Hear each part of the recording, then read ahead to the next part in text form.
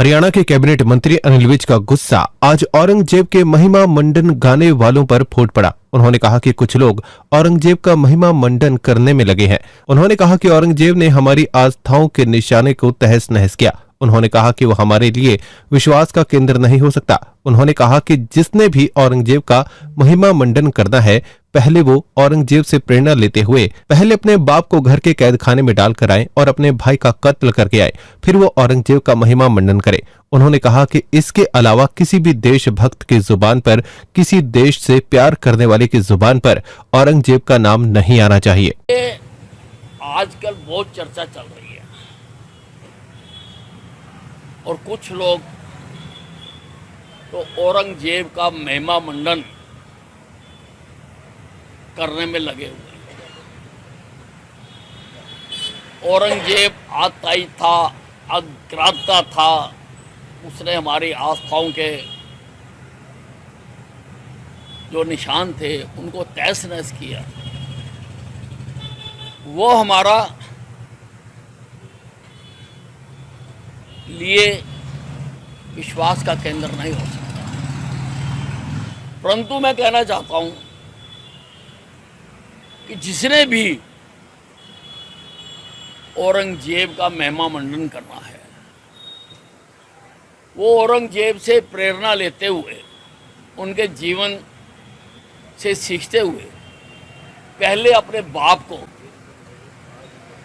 घर के कैद खाने में डाल के आए और अपने भाई का कत्ल करके आए, फिर वो औरंगजेब का महिमा मंडन करें।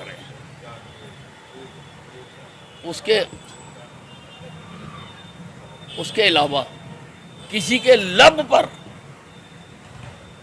किसी देशभक्त की जवान पर, इस देश को अपनी भारत माता मानने वाले के जबान पर उस आतताई औरंगजेब का नाम भी नहीं आना चाहिए।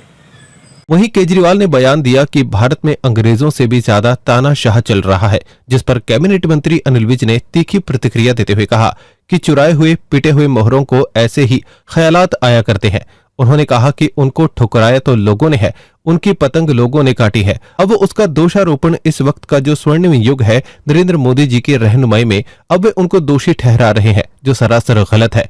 वहीं केजरीवाल ने बयान दिया था कि उनकी पार्टी शहीद भगत सिंह और बाबा साहब अंबेडकर के सपनों को साकार करने के लिए आई है, जिस पर उन्होंने तंज कसते हुए कहा कि केवल तस्वीरें लगा देने से उनके आदर्श व्यवहारिक नहीं होते। आदर्श पार्टी के या नेताओं के व्यवहार में झलकने चाहिए। देखिए, ठुकराए हुए, पिटे हुए लोगों को ऐसे ही ख्यालात पाया करते हैं। उनको ठुकराया तो लोगों ने है, उनकी पतंग लोगों ने काटी है। अब वो इसका दोषारोपण इस वक्त का जो स्वर्णिम युग है नरेंद्र मोदी जी की रहनुमाई में, अब वो उसको दोषी ठहरा रहे हैं।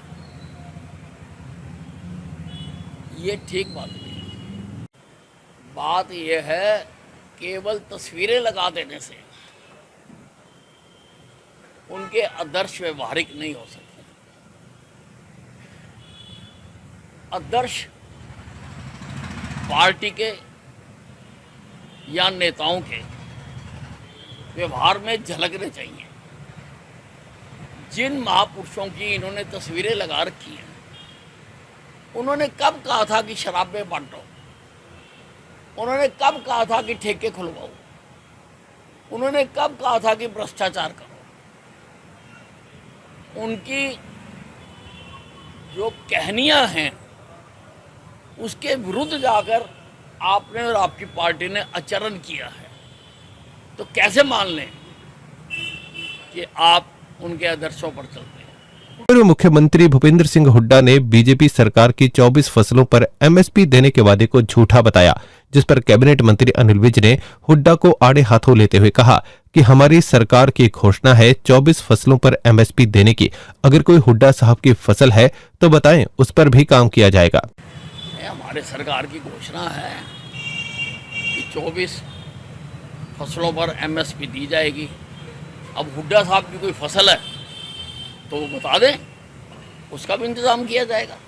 एक तरफ जहां सरकार नशे पर लगाम लगाने के लिए अभियान चलाए हुए है, वहीं दूसरी तरफ बीजेपी पार्टी के सांसद धर्मवीर का बड़ा बयान सामने आया, जिसमें उन्होंने कहा कि देशी शराब बनाने से किसानों की आय बढ़ेगी, जिस पर कैबिनेट मंत्री अनिल विज ने कहा कि मैं इससे सहमत नहीं।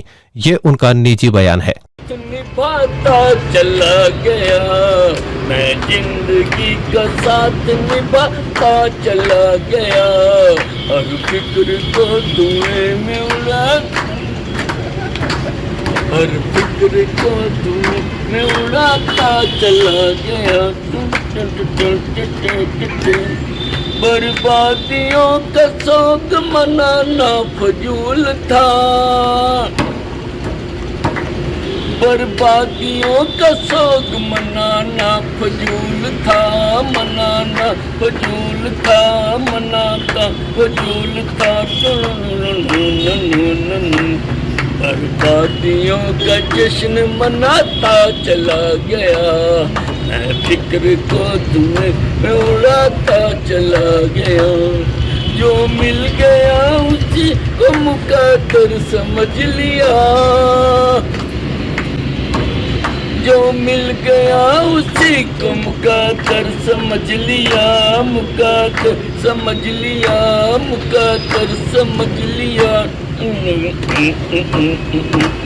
जो खो गया मैं उसको बुलाता चला गया, जो खो गया मैं उसको बुलाता चला गया, मैं जिंदगी का साथ निभाता चला गया।